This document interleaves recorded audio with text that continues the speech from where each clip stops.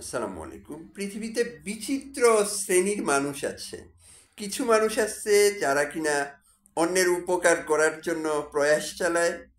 কিছু মানুষ আছে নিজের জীবনের অনেক কিছুই ত্যাগ করে বা স্যাক্রিফাইস করে। ত্যাগটা ইতিবাচক কাজ, অন্যের উপকারের জন্য সে বা অন্যকে খুশি রাখার জন্যই হোক অথবা নিজের পরিতৃপ্তির জন্যই হোক সে স্যাক্রিফাইস করে, ত্যাগ করে।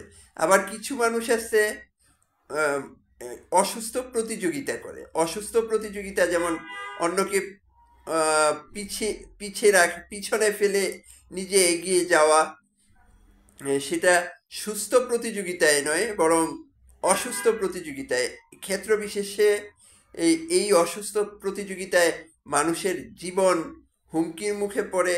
এমনকি আমরা আমাদের সমাজে, আমাদের দেশে অনেক সময় দেখতে পাই এই তথাকথিত ওই ইঁদুর দৌড়ে অনেকে জীবন হারাচ্ছে, একজন আরেকজনের হাতে নিহত হচ্ছে। এইগুলো আসলে কোনো নৈতিক ভিত্তি থেকে নয়, কোনো নীতিকে দাঁড় করানোর জন্য নয়, শুধুমাত্র স্বার্থান্বেষী মহলের স্বার্থ উদ্ধারের জন্য বা ব্যক্তি স্বার্থ চরিতার্থ করার জন্য মানুষ মানুষের বিরুদ্ধে দাঁড়াচ্ছে। সেটি আসলে কোনো নীতিতেই মানুষের কাজ হতে পারে না।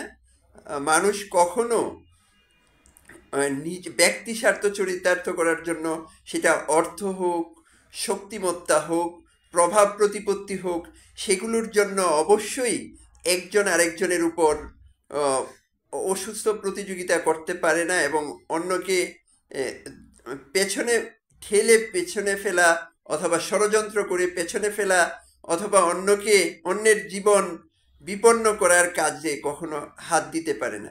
আমরা ইদানিং ইদানিং নয়, দীর্ঘদিন যাবতই খেয়াল করছি যে কিছু কিছু ব্যক্তি, তিনি রাজনৈতিক বলয় থেকেই হোক বা অরাজনৈতিকভাবেই হোক, অন্যের উপর প্রভাব বিস্তার করে, ক্ষেত্র বিশেষে অন্যের জীবন হরণ করে নিতে কুণ্ঠাবোধ করে না। এই এই বিষয়গুলো আসলে মানুষের মনুষ্যত্ববোধের বিরোধী এবং কোনো ক্রমেই তারা কোনো নৈতিক কাজ করছে না।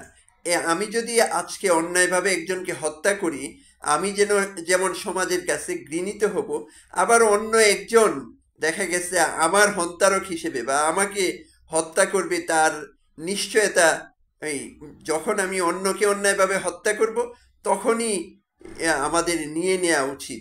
অতএব এই অন্যায় অবিচার, অসুস্থ প্রতিযোগিতা, অন্যের ক্ষতি করার যে প্রচেষ্টা, সেগুলো থেকে আমাদের বেঁচে থাকার মতো জ্ঞান বুদ্ধি আমাদের ফিরে আসুক, সেই প্রত্যাশা করছি।